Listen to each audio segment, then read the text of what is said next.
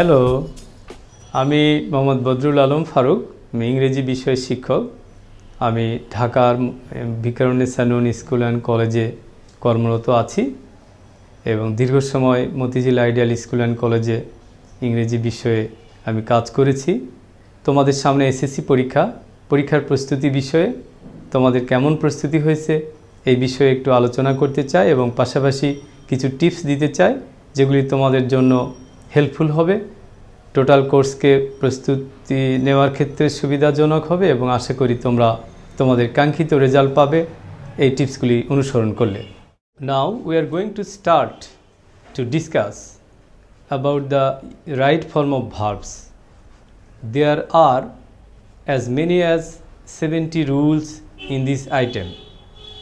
তোমাদের এই রুলসগুলি ভালো করে বুঝতে হবে প্রথম, এরপর you have to memorize them.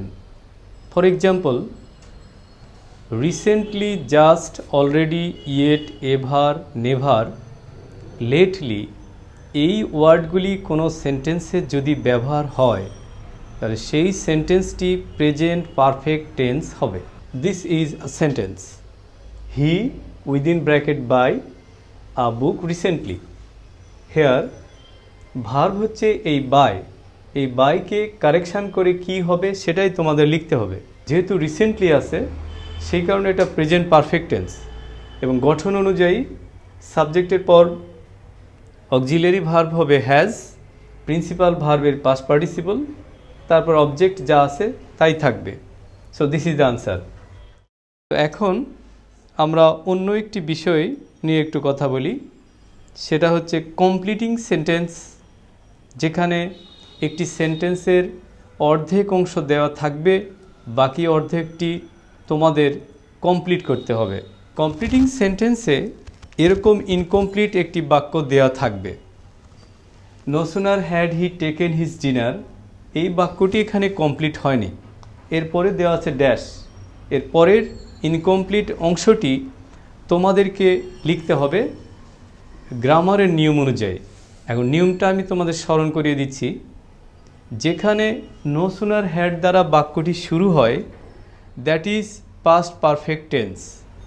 সেই পাস্ট পারফেক্ট টেন্সের শেষে অবশ্যই নো সুনার হ্যাড দ্বারা যে বাক্যটি শুরু হবে তার শেষে অবশ্যই একটি দেন থাকবে, THAN, দেন, এবং দেনের পরবর্তী অংশটি পাস্ট ইনডিফিনিট টেন্স হবে, যেটা এখানে দেওয়া নাই।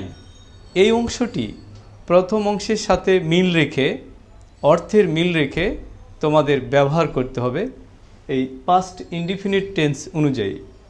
No sooner had he taken his dinner than he began to sleep. Began to sleep এর অর্থ হচ্ছে রাতের খাবার খেতে না খেতেই সে ঘুমিয়ে পড়ল। অন্য আরেকটি ইম্পর্ট্যান্ট আইটেম ইংলিশ গ্রামারের হচ্ছে transformation of sentences. Though he is poor, he is honest, this is a complex sentence and you have to make it simple. Within bracket দেওয়া থাকবে যে এটাকে সিম্পল করো, সিম্পল, এভাবে প্রশ্ন থাকে। হি ইজ অনেস্ট এটা মেন ক্লোজ এবং দো হি ইজ পুয়ার এটা সাবঅর্ডিনেট ক্লোজ। সো দো হি ইজ পুয়ার এই অংশটি শুধু চেঞ্জ হবে, এই সাবঅর্ডিনেটিং কনজাংশন চেঞ্জ করে দোয়ের পরিবর্তে ইনস্পাইট অফ লিখতে হয়, ইনস্পাইট অফ। সাবঅর্ডিনেট ক্লজের এই সাবজেক্ট হি এটা চেঞ্জ হয়ে পজেসিভ আকার ধারণ করবে, হি থেকে পজেসিভ হয় ইনস্পাইট অফ, হি থেকে পজেসিভ হবে হিজ, ইনস্পাইট অফ হিজ। এখানে একটি ভার্ব আছে ইজ, এটাকে টু বি ভার্ব বলে, is, am are, was, were, these are to be verbs. টু বি ভার্বসগুলির পরিবর্তে বিইং লিখতে হবে। So in spite of his being, this adjective will be unchanged, যেটা ছিল এখানে poor সেটাই এখানে থাকবে, poor.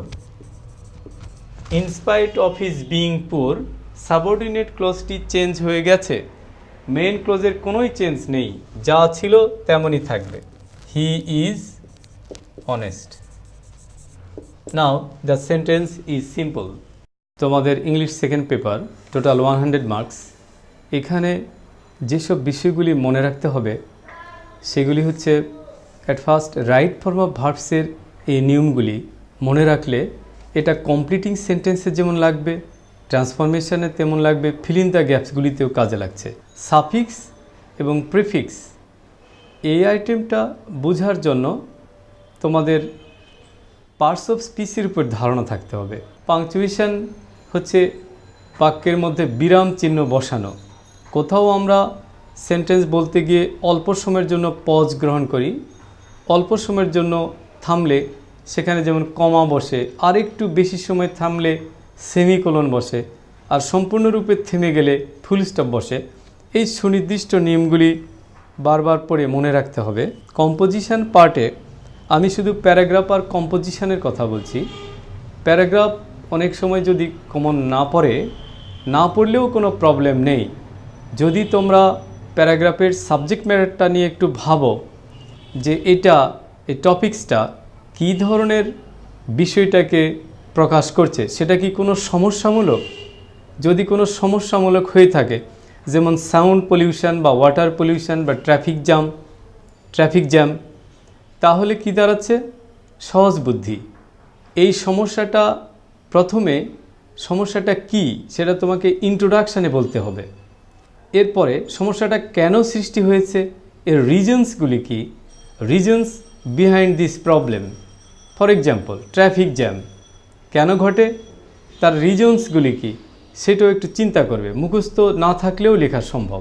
তো রিজনসগুলিকে এরপরে তোমার ডেসক্রাইব করতে হবে।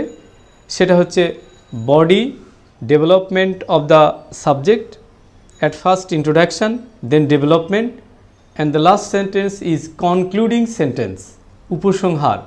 সেখানে বলা যেতে পারে যে সাচ অ্যান্ড সাচ এই কাজগুলি আমরা যদি করি তাহলে আমরা এই প্রবলেম থেকে পরিত্রাণ পেতে পারি। We can get rid of this problem.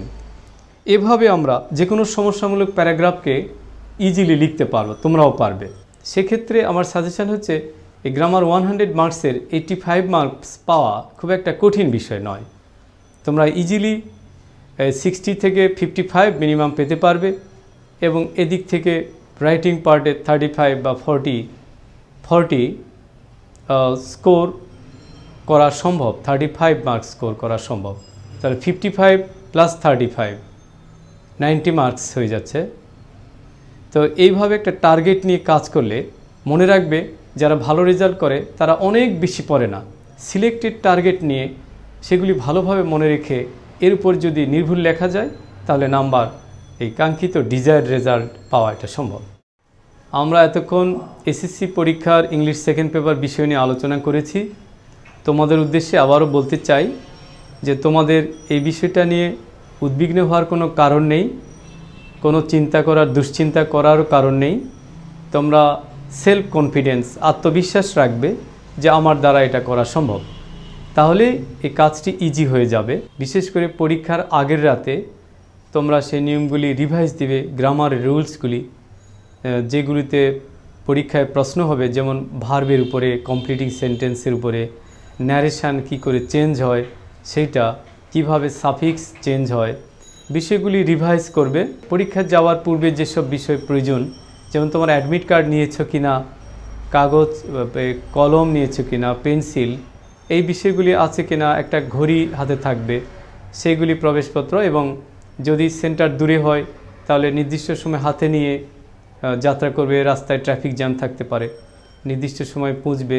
এবং ঠান্ডা মাথায় প্রশ্নপত্রটি পড়ে একবার বা দুইবার ভালোভাবে পড়ে যেগুলি সহজ সেগুলি আগে লিখবে, তারপর কঠিনগুলো একটু পরে লিখবে, এবং বারবার সময়টা খেয়াল রাখবে যে কত সময় চলে যাচ্ছে এবং কতটুকু তুমি লিখতে পেরেছো। এইভাবে হিসাব করে কেয়ারফুলি কাজ করলে কারেক্ট আনসারও লিখতে পারবে, 100% উত্তর দিতে পারবে, পরীক্ষার রেজাল্ট ভালো হবে। এই শুভকামনা জানিয়ে সকল শিক্ষার্থীদের পরীক্ষা ভালো হোক দোয়া করে আমরা শেষ করছি। আল্লাহ হাফেজ।